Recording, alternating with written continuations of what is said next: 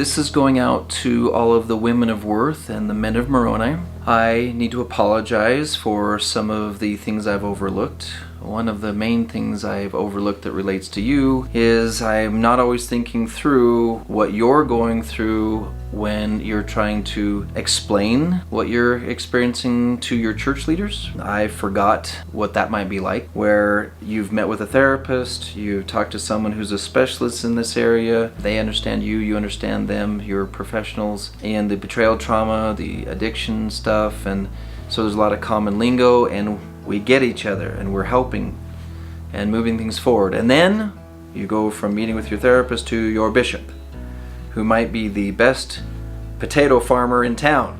Okay? Dentist, plumber, doctor. I met a bishop yesterday who is a mortician.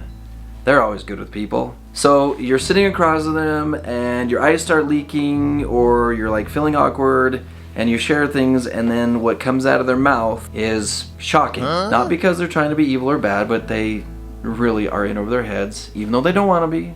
They're trying to be present with you, they're trying to be etc. And then you try to explain it. Bishop, let me tell you what betrayal trauma is. And he's no. Okay? Then as from Men of Moroni, you're trying to explain the process of self-mastery training, the process of addiction recovery. And he's all, what? Huh? What? With this in mind, I want to make sure you know that I am willing to talk to your bishop. It's no skin off my teeth. I want to build relationships with them as well. I don't want you to feel like you're inconveniencing me. You've been offered a sign-up sheet. I don't want you to hesitate to sign them up because I actually want to build relationships with them.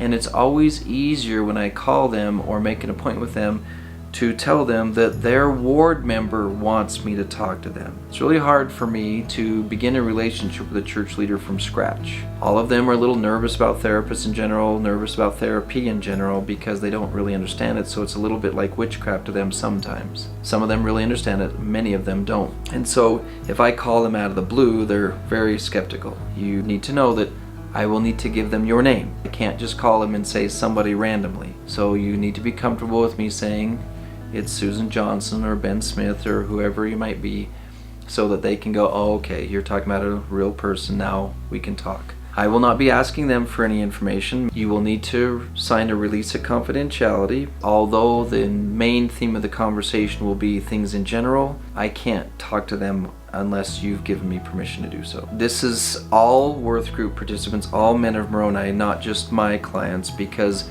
if you are receiving professional services through life-changing services in any degree, whether it's the free Worth Group phase or paid, and because I am a mental health professional by licensure, those are the two reasons why we need all of you to sign a release of confidentiality in order for me to be able to talk to your bishop. But let me tell you the good news of what comes of these. When we've had a chance to build that relationship, when we've had a chance to walk them through, here's what betrayal trauma is, here's what it looks like, here's what it feels like, this is what you should watch for, this is what would be outside of the realm of what we would think would be normal. When the bishop feels empowered, when the bishop feels informed, two things happen. One, he's got more confidence when you meet with him, and two, you have more confidence. So now you don't have to explain the science of it all, the psychology of it all.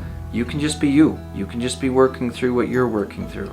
Same thing with addiction recovery, same thing with self-mastery training. It's really hard to explain it when you're barely starting to understand it yourself. Go ahead and let me explain it to them.